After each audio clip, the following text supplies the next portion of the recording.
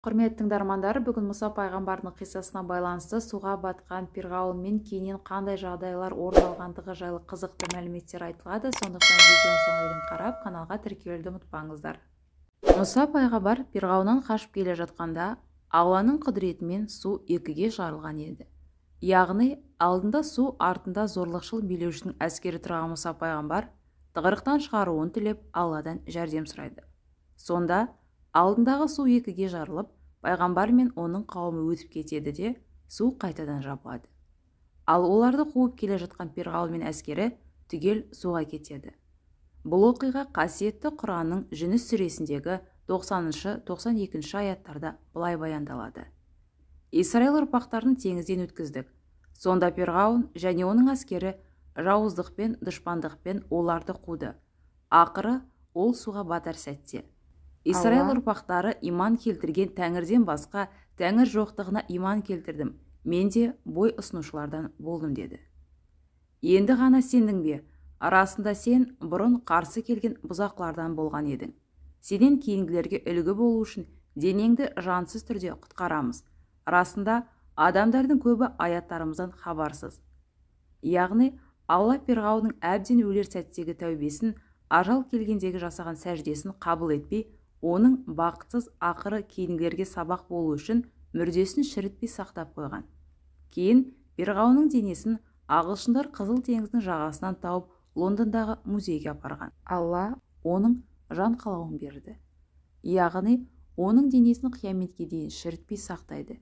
Өйткені Пирғауындар мәңгі жоқ болып кетуден қатты қорқатын. Өлген соң денелерін мумиялатып, пирамидада сақтауы да сондықтан еді. Пирғауын теңізде өлгенде, Хақ Тағала оның зорлықпен болса да, тілімен айтқан иманның құрметіне сай, осы тілегін қабыл алып, оның денесін ғасырлар бойы теңіз астында мумиясыз-ақ сақтайды. Кейіннен еуропалық ғалымдар осы Пирғауынның мумиясын теңіз жағалауын қазып жүріп тауып алады. Пирғауын сол сәждеге басын қойған күйінде тұрады. Ғалымдар зерттей келе, табылған адамның денесі сол Пирғауын заманына сәйкес келетіндігін анықтап, қатты таңырқайды. Өйткені оның денесі сол күйінде шірімей сақталған болатын. Олар қанша зерттегенімен ғасырлар бойы мумияланбаған адам денесінің қалай шірімей келгеніне саналар жетпейді. Теңізге батқан Пирғауынның денесін көп ұзамай теңіз толқыны жағалауға шығарып тастайды. Исраил ұлдары бұл Пирғауынның жансыз денесін өз көздерімен көреді. Ал енді қазіргі таңда Лондонда танымал Британия мұражайында мумиялар бөлімі бар. Мұнда әлгі Пирғауынның сәждеде жатқан денесі халықтың назарын өзіне аудармай қоймайды. Бұл денені ағылшын зерттеушілері құм астынан тауып алып, Британия мұражайына қойған. Дене дін аман. Дене мүшелері мен ішкі ағзалары түгел. Тіпті сарғыш шаштары мен сақалдарына дейін сақталған. Тағы бір таңқаларлығы, денесі мумияланбаған. Әдетте мумияланатын дененің ішкі ағзалары алынып, арнайы бальзамдалады. Ал мына денеге ешкімнің де қолы тимеген. Бұл денені көрген адам 30 ғасыр бойы шірімей қалай сақталған ба деп ойланбауы, ғибрат алмауы мүмкін емес. Тақтайшаға бұл бағзы заманнан біздің дәуірімізге дейін бальзамсыз бұзылмай жеткен бірден бір мәйіт. Оның сан ғасыр бойы бальзамсыз сақталу сыры, мәйіт құм астында қалған кезінде ылғал мол болған.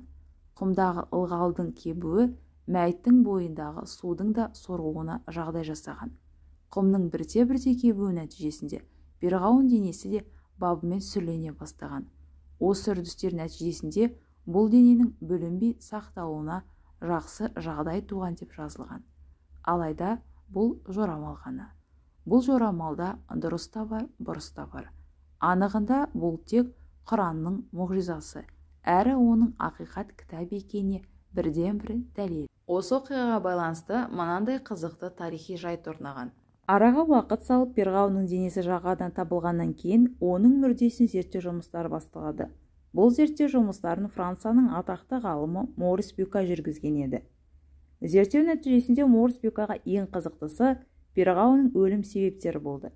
Көп кешікпей зерттеудің нәтижелері белгілі болады. Қорытындылай келе Пирғауын теңіз суына түсіп өлген деген тұжырымға келеді. Оған дәлел оның сыртқы тері қабатынан табылған тұздың мөлшері еді. Зерттеу нәтижесі туралы Морис Бюкай көпшілікке жарияламақшы болады. Алайда оған басқа бір жақын танысы перғауынның суда өлгені туралы мұсылмандар бұрыннан біледі деп бетін қайтарып тастайды. Қаншама уақыт бойы еңбегін еш кетірген досының бұл сөзіне оның сенгісі келмейді. Мұндай зерттеудің нәтижесін қарапайым тәсілмен білу мүмкін емес, мұсылмандар қалай біледі деп дауласа жөнеледі. Әлгі ғалымға досы перғауын туралы қасиетті Құран кітабында кейінгілерге ой тастау үшін оның денесі сақталатыны жазылғандығын айтады. Морис Бюкай мумияның шығу тегі мен Құран кітабының түскен уақытын салыстырып көреді.